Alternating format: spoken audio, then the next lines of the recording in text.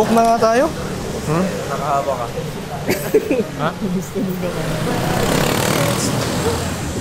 Tanin, namin ko namin ngayon. Kasi nadala na ako dun sa Bulacan na kapehan eh. At least ngayon, prepared. Tayo na kasing trip yan, no? Bumabagyo, tapos ang layo ng pupuntang kapehan. Alam mo ba kung saan kami ngayon pupunta? Mula pa kami nito ng Caloocan. At malakas ulit. Kape. Adik ako sa kape. Napakasarap. Lalo na pag may kasama.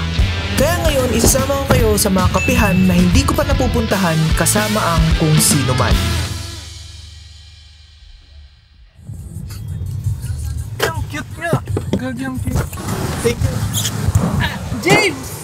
Ayun, tanggal ang James to. Ganda talaga ng trip natin, no? Nandito tayo ngayon, bumabagyo sa Pasig. Ayun nga, ang ganda nga. Ang gagi, ang ganda. Sheesh. Gaging galing po hili ng kapehan nun ah. Nibe. Ganda pa nung Nothing is Impossible. Ano siya, Christian, coffee? Uy, yung nga, Christian pa, no? Naks, mga katribo. Uy, saan si Be? Walang KFC. Oh my gosh. Hey! Ano yun? Here at Jeju Island. Ano sinasabi mo? Here at Jeju Island. It's too holiday. Hindi nagigits eh. Kaya pinagkagawa niyo. Pwede dyan, may kainan dyan. Manakain. Oo. Wow. Oy, sige, kakain. Kain tayo. Nandito nga pala kami ngayon sa Work of Love! Okay na yun. yung tipong binuhay ka lang, no? Kakagaling mo pa sa tulog. Hindi ka ka. Tara! Push go. Diretso na. Uy, board games. Saan tayo? Doon? Ay, oo, doon. Ate, pwede mag-video dito? Pwede mag-video! Sige, order muna ako. Ma'am, tumatanggap naman kayo ng Maya? Ayun, tumatanggap din sila Maya. May caramel macchiato kayo, ma'am? Yun lang yung akin. Ano po yung ice po? Ano po yung mga sizes? One size lang. Magkano siya, ma'am? Tama, ma'am? Ma'am, okay na. Hey! Ma'am, okay na.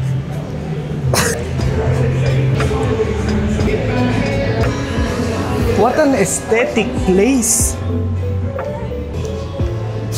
Gagi, ang ganda, ang ganda. Casting couch. Kakaiba trip mo. Tapos sa release ng face na doon. Or ganun. Nothing is impossible. Story ko na yun. Pero ang ganda. Ang ganda. Ang ganda. Okay lang po. Biusugan na lang doon. Ayaw magtanggal ng sapatos. Ganda. Ang ganda dito.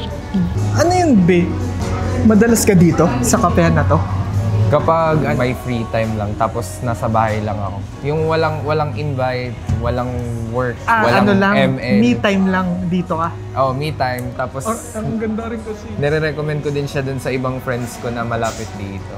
Malapit dito. Hindi, Pinapunta dito. Yung sa inyo, Okay lang naman, ang ganda naman. yung case nyo naman kasi, naghanap kayo ng tsaka cafe, worth di ba? it naman. Tingnan nyo naman, yung view namin. Ay, ang pogi. Namimigay pa ng cheesecake yung na. Ay, yung pag na-shoot dun, ay yung hindi nalaglag dun sa Coco Melon. Paanong balance ba? Like, itatayo or kahit nakahiga lang? Basta hindi malaglag. Trinay mo na. Try mo na. Naniniwala akong kaya mo yun. Mga 2 hours. No, tingnan natin. Diyan lang. Wala naman sigurong kukuha. Pasig naman to no? Wala naman kukuha dyan.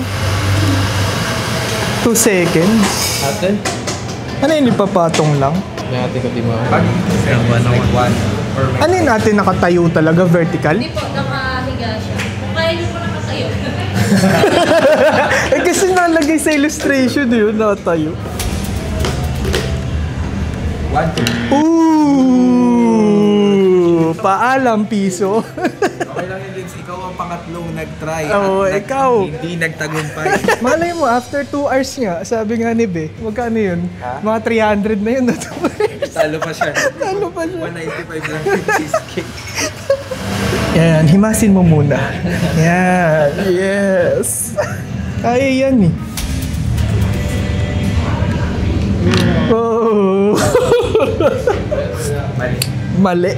Kulang kasi ng cheesecake sa ilalim. Cheesecake kasi na to. Yan, sabi sa that nakatayo eh. Oo, so cheesecake Tayo kasi eh. nakatayo. Mali, dinaya ka, dinaya. One side. Yung papunta pa lang pauwi na. Sobrang nag-enjoy ako dito sa aesthetic. At solo kasi rin namin yung kape ni kaya tsaka dami pwedeng gawin. Kumbaga, pwede rin siya talagang pang fellowship since parang Christian ba to? I mean, parang kasi siyang Christian cafe. Tara, Banal mo. magbahagi tayo ng salita ng Panginoon. Peace, joy, comfort, purpose, forgiveness. Kami lang yung mga...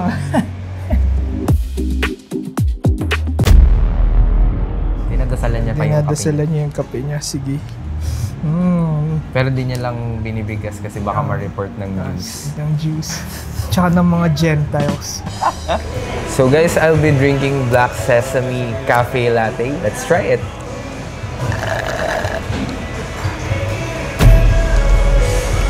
Grabe yung smoky flavor niya. Lasang-lasa mo yung essence talaga ng Black Sesame. Alam niyo yun, yung may latte siya pero andun talaga yung smoky flavor. Like, so amazing. Ang ganda. Grabing review. Coffee Reviewer 1000. Hindi talaga yun. Pero masarap. Hindi ko kasi alam yung lasa talaga ng Black Sesame Cafe Latte. Na-curious lang ako dito nung una. Tapos pag bumabalik ako dito, tapos di ko alam yung orderin. Ito na yung binibili ko. Mas masarap din siya ng hot kasi na-try ko na siya ng cold din. Hot siya mas preferred talaga. Kasi sobrang roasted talaga. So, ang order ko pala ay Americano.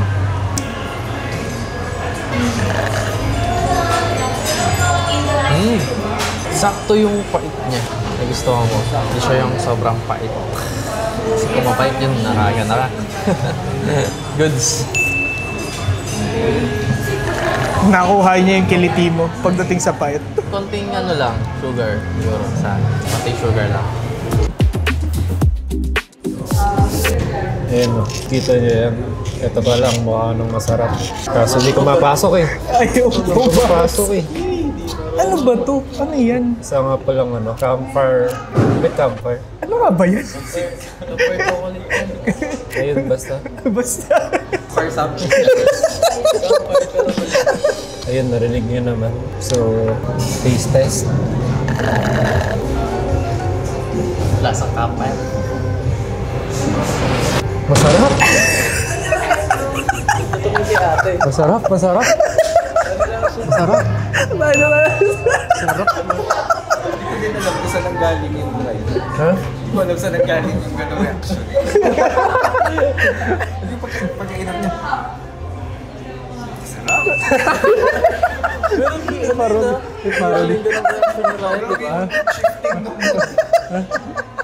At least masarap. Oo, masarap. Yun ang mahalaga, masarap. Masarap. Positive naman yun. Okay, bali ang in-order ko ulit ay syempre caramel macchiato.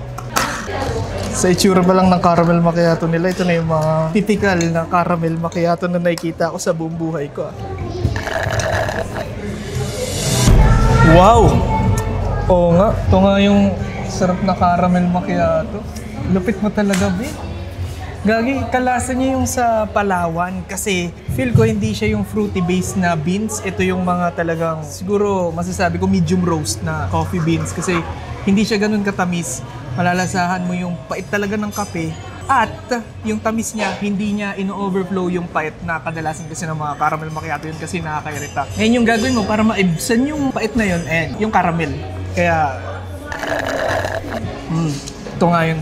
Gagi, ito yung mga i-dailies ko na caramel macchiato kung totoo. Sarap. First time kong, at least hindi talaga sayang yung dayo. Sayang yung dayo. Good shit. Cheers! Solid. Ininom yung ano yun. Greenery. Anong tawag mo dyan? Greeny. Greeny. Ay! Ganda pala dito sa hometown mo, ano? Hometown. Kahit sa Casimiro hometowns ako. Casimiro hometowns. Ano yung pakiramdam, Ben, na malayo ka sa tahanan mo? Ano, life-changing. Pag malayo ka sa family, kasi pamilya mo kami. Grabe, ano. Nung una, mahirap siya. Kasi mag-a-adjust ka. Tapos yung parang gusto mo umuwi, pero di ka makauwi. Alam mo yun? Ang sakit, ang sakit. OFW. Pasig lang naman. Hindi mo kami pasig. Napakalayo eh. Kami nga nakapunta dito eh. Pumabagyo pa eh. Ano yung pinaka nag-hit sa'yo na masakit na part doon sa life-changing na yun? Ano yung masakit? Pwede rin naman positive. Masakit na part? Ano? Wala na yata masakit na part. Mahirap na part meron. Kasi nga malayo ka sa family. Yun talaga yung ano, yung pinakamalaking adjustment na nangyari. Yung wala kang kasama sa bahay. Liberating siya kasi free ka gawin yung mga bagay-bagay, ganyan. Hindi ka na mag-iisip ng ibang tao. Pero at the same time, kapag ikaw yung parang kailangan ng tulong, wala ding ibang tao na tutulong sa'yo. Ito kami ngayon sa'yo. Yun nga yung, kaya nga sobrang thankful ko kasi, Naintindihan naman na sa mga nag-dorm. Walang nag-dorm. Ray, ikaw, nag-dorm ka ba? Hindi, wala eh. Ikaw, naintindihan ka namin. greenery. Bilang ikaw yung pinaka-kuya sa amin, kasi ikaw yung pinaka-matured eh. Aminin nyo, di ba? Siya yung kuya natin. Yeah. Kuya natin to, ga? Kuya. Tatay ko na ngayon. tatay na. Ano sa tingin mo yung mapapayo mo sa mga kabataan na nagawa mo nung nasa edad mo kami, early 20s, na nire-regret mo na kapag binigyan ka ng chance ngayon, babaguhin mo? Ano yun? Siguro something na work-related, tapos sa life na din. Yung huwag ka masyadong magpakain sa work mo. Hindi porket ini-enjoy mo siya ngayon is okay siya. Dadating yung point na hahanapin mo yung mga bagay na sinacrifice mo para dun sa paglalaan mo ng oras dun sa work. Naakala mong ini-enjoy mo ng una, tapos sa dulo is kina-burnout mo na siya. Ganon. Kumbaga akala mo yung path na nilalakad mo, heaven, no? Hell pala. Oh, yung parang dinidisregard mo na yung pagbe-break mo, yung pahinga-pahinga mo, yung mga weekends mo kasi ina-enjoy mo nga yung bagay na ginagawa mo kasi yun yung parang doon ka nag-excel. Pero dadating yung time na parang yung pag-excel mo doon is mawawala na ng meaning kasi naubos ka na. So, ang sinasabi mo kumbaga sa amin, ang payo mo sa amin ngayon, huwag namin ibigay 100% dun sa trabaho? Yes. Magbigay kami ng oras sa sarili namin. Oh, okay na yung maayos ka lang mag-work. Siguro okay na din yung galingan mo, pero huwag kang magpaubos. Gets. Ganun. Kumbaga, pag sa trabaho, yung 8 hours sa trabaho, tapos pagkatapos nun, wala na. Mind off work na. Dito na ako sa family, friends, leisure time ko na. Tama. Ay, ano Ray? Hindi magandang advice yun kay James kasi Imasin mo yung dede. Hindi, ikaw nga. Ikaw nga in-advise na. Imasin mo yung dede. Pero na-miss ka namin, be. Miss ka namin. Tagal-tagal mo nang di pumabalik. Miss na miss ko na din kayo. Tagal ko na gusto mo umuwi. Umuwi ka na. Iuuwi ka na namin ngayon. With that being said, I would like to announce this is my last day here and I'm going back to Caloocan. Walang nagmamahal sa'yo dun, gago. Ay, hindi ka sure.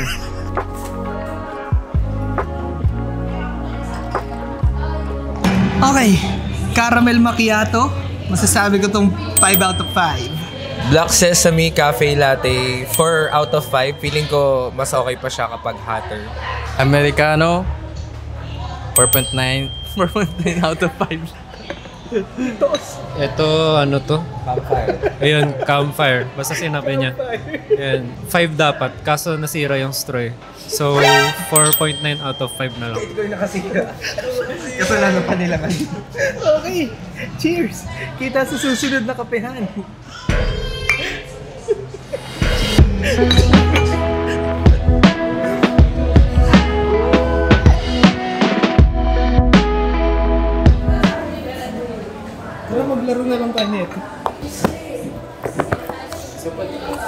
pa? Pero laro tayo sumabog. Let's go. Yung ano na lang tayo na yung tao.